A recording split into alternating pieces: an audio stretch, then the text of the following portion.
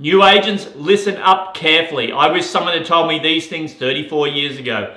Number one, stop taking rejection personally. It's not about you. They're not looking at you and go, I want to try and upset you, so you don't have to get all offended. As a new agent, it's very easy to get upset when someone hangs the phone up on you, or even when someone says, I want to list with someone with more experience.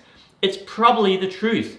So one of the things you have to learn as a new agent from the very first day is you're going to get a lot more no's than what you do yeses. Get used to it or get over it. Number two, knowing there's a finite number of objections. So you're in a listing presentation, they can say, I want to think about it. I'm interviewing other agents. We want to list with a bigger office. We want to list with a smaller office.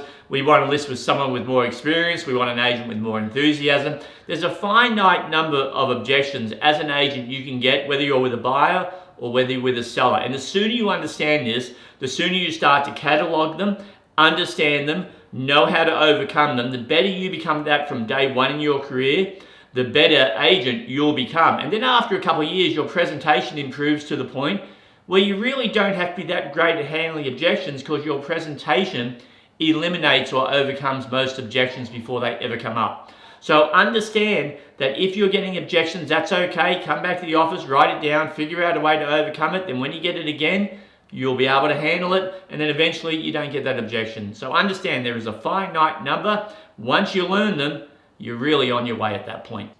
Number three, this is an interesting one.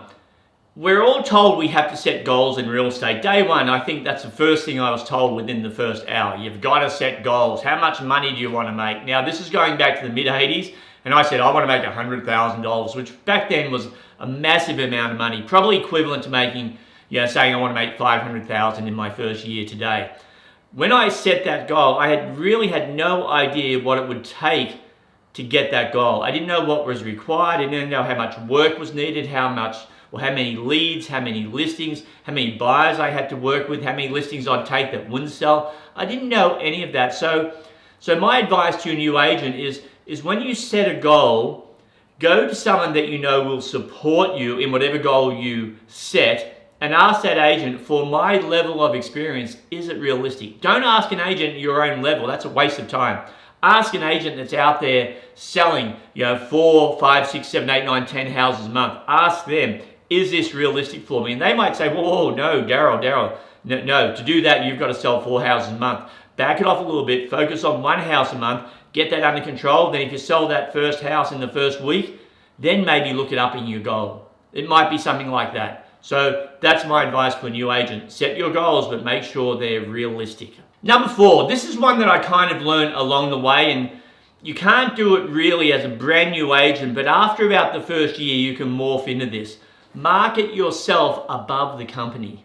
So this is your company here, ABC Realty. All the marketing in your first year is list with ABC Realty. My company is the best. My company has 20 agents. We have 1,000 years of experience. You market the company to get the business. Then as you get more experience, you need to rise above the company, so you start creating the brand called you. So when and if you have to move to another company, you can take that brand with you. You do not lose all of that power because you're now not with that big multinational franchise or whoever it happens to be. So the sooner you can start to market yourself. Now, if you are with a big multinational franchise, they have lots of rules, but you can certainly do your own marketing behind the scenes at your own expense to place yourself above the brand. Remember, here's the brand, you need to be here. So when people think about real estate, they think about you, they don't think about the company you're with.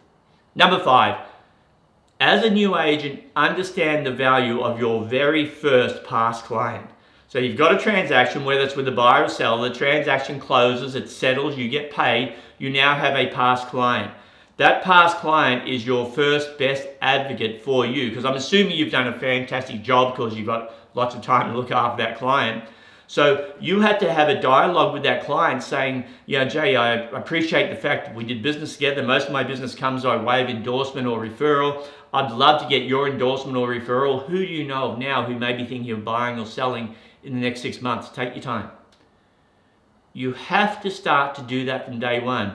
And then you have to nurture that client. You have to nurture them. So maybe every 3 months, a quick call. Hey, just checking on, see how the house is going. If they've sold it, hey, just checking in. Just want to let you know I don't forget my past clients.